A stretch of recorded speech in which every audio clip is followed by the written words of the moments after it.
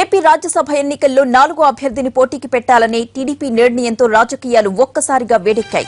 Party మారిన YCP ఎమ్మెల్యేలతో చంద్రబాబు ఈ రోజు విజయవాడలో సమావేశం కానున్నారు.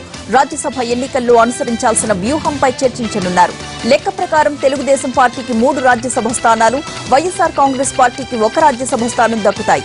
అయితే వైసీపీకి చెందిన 17 మంది ఎమ్మెల్యేలు టీడీపీలోకి జంప్ అవ్వడంతో ఈక్వేషన్స్ మారిపోయాయి. దీనికి తోడు రాజ్యసభ ఎన్నికల్లోపు మరికొంతమంది ఎమ్మెల్యేలు వచ్చి చేరే అవకాశం ఉండటంతో టీడీపీ 4వ అభ్యర్థిని కూడా రంగంలోకి దించాలని నిర్ణయం తీసుకుంది. రాజ్యసభ అభ్యర్థుల రెండో లిస్టును ఇవాళ ప్రకటించనుంది బీజేపీ. మొత్తం 17 స్థానాలకు పోటీ చేయాలని భావిస్తున్న కమలం పార్టీ నిన్న 12 మంది అభ్యర్థులతో తొలి జాబితాను విడుదల చేసింది. కేంద్ర మంత్రి వెంకయ్య నాయుడు ఈసారి రాజస్థాన్ నుంచి రాజ్యసభ బరిలో నిలుస్తున్నారు. 1998 నుంచి 3 సార్లు కర్ణాటక నుంచి పెద్దల సభలోకి అడుగుపెట్టిన వెంకయ్య స్థానంలో ఈసారి మరో కేంద్ర మంత్రి నిర్మలా సీతారామన్ కు అవకాశం వచ్చింది. రాజ్యసభ ఎన్నికలకు నామినేషన్ల గడువు రేపటితో ముగియనుంది. దీంతో ఇవాళ రెండో లిస్టును విడుదల చేయనుంది. మొత్తం 56 స్థానాలకు ఈ ఎన్నికలు జరుగుతున్నాయి.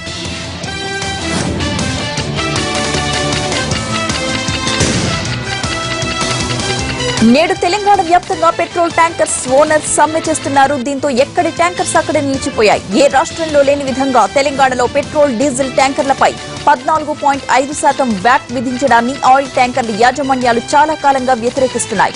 వ్యాట్ భారాన్ని మినహాయించాలని ప్రభుత్వానికి పలుమార్లు విజ్ఞప్తి కూడా చేశాయి. అయినా సర్కార్ వెనక్కు తగ్గలేదు. దీంతో ఇవాళ అర్ధరాత్రి నుంచి సమ్మెకు దిగాయి. హైదరాబాద్ సహా పలు పట్టణాల్లో కొన్ని పెట్రోల్ బంకులు ఇప్పటికే మూతపడ్డాయి.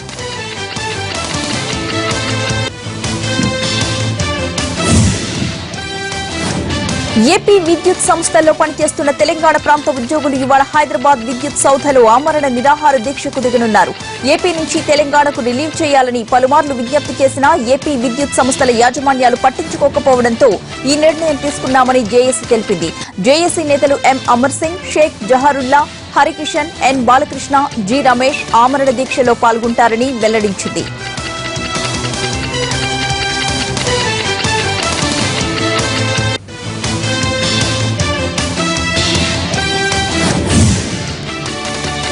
తిరుపతిలో టీడీపీ మహానాడు ముగిసింది. 3 రోజులు 29 గంటల పాటు సమావేశాలు జరిగాయి. మొత్తం 28 తీర్మానాలను మహానాడు ఆమోదించింది.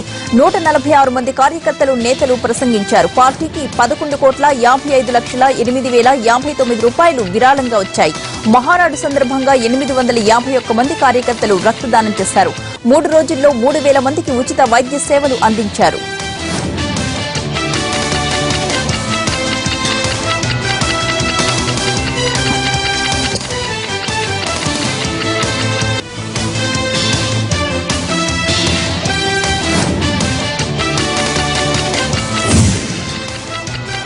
తెలుగు రాష్ట్రాల్లో రానున్న 72 గంటల్లో భారీ వర్షాలు పడే అవకాశం ఉన్నట్లు వాతావరణ శాఖ ప్రకటించింది. క్యూములో నింబస్ మేఘాల ప్రభావంతో నిన్న కురిసిన వర్షం బీభత్సాన్ని సృష్టించింది. కర్నూలు, అనంతపురం, కృష్ణా, ప్రకాశం, ఖమ్మం, నల్గొండ జిల్లాల్లో భారీ వర్షం కురిసింది. ఉష్ణోగ్రతలు భారీగా పడిపోతున్నాయి. కృష్ణా, గుంటూరు మినహా అన్ని ప్రాంతాల్లో సాధారణ ఉష్ణోగ్రతలే నమోదయ్యాయి. ఛత్తీస్గఢ్ నుంచి తెలంగాణ మీదుగా తమిళనాడు దాకా ఉపరితల ద్రోణి ఆవరించి ఉంది.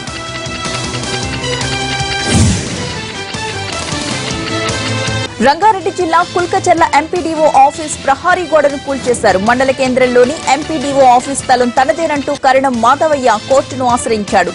కోర్టు అతనికి అనుకూలంగా తీర్పునిచ్చింది. తీర్పు కాపీలను జిల్లా కలెక్టర్ ఎంపీడీఓకు అందించారు కూడా.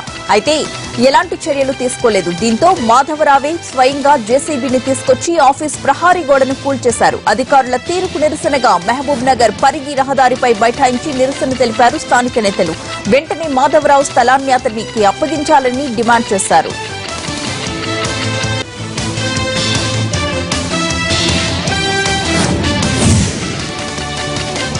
హైదరాబాద్ ఫిలిం నగర్ లో పూటుగా మందేసిన ఓ యువకుడు నానా హంగామా చేశాడు. చేతిలో బ్లేడ్ పట్టుకుని జనాలను భయభ్రాంతులకు గురి చేశాడు. అందరూ చూస్తూ ఉండగానే తన శరీరంపై బ్లేడ్తో ఘాట్లు పెట్టుకున్నాడు. సమాచారం అందుకున్న పోలీసులు యువకుడిని అదుపులోకి తీసుకుని చికిత్స చేయించారు.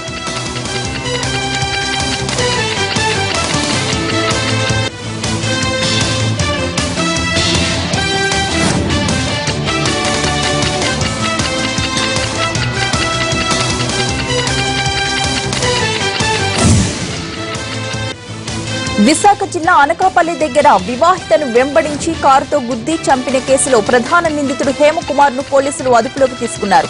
తొలుత అంతా కారు ప్రమాదంలో లావణ్య చనిపోయిందని భావించారు. తరువాత వేధింపుల వ్యవహారం వెలుగులోకి వచ్చింది. ఘటన జరిగినప్పటి నుంచి నిందితుడు హేమకుమార్ పరారీలోనే ఉన్నాడు. ఇతని కోసం విస్తృతంగా గాలించిన పోలీసులకు వారం రోజుల తరువాత చిక్కాడు.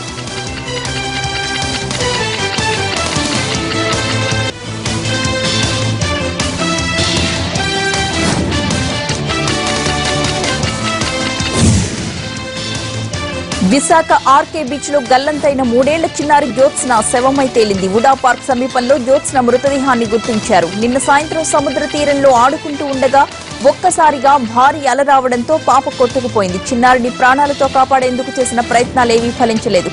మెరైన్ పోలీసులు లైఫ్ గార్డ్స్ జ్యోత్స్న కోసం తీవ్రంగా గాలించినా ప్రయోజనం లేకుండా పోయింది. తమ కళ్ల ముందే పాప సముద్రంలోకి వెళ్లిపోవడంతో తల్లిదండ్రులు షాక్ తిన్నారు. పాప లేదన్న విషయాన్ని తెలుసుకుని తల్లిదండ్రులు కన్నీరు మున్నీరవుతున్నారు.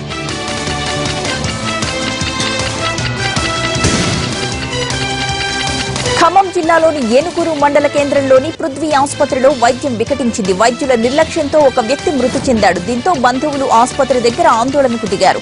లింగన్నపేటకు చెందిన చెరుకూరి నరసింహారావుకు ఆరోగ్యం బాగాలేదని దగ్గరలో ఉన్న పృథ్వీ ఆసుపత్రికి తీసుకువెళ్లారు బంధువులు. అయితే అక్కడ డాక్టర్ లేకపోవడంతో ఆర్ఎంపీ డాక్టర్ కాంపౌండర్ నరసింహారావుకు ఇంజెక్షన్ ఇచ్చారు. ఆ తర్వాత అరగంటకు రోగి అకస్మాత్తుగా మృతి చెందాడు. దీంతో వైద్యుల నిర్లక్ష్యంతోనే నరసింహారావు చనిపోయాడని బంధువులు ఆందోళనకు దిగారు.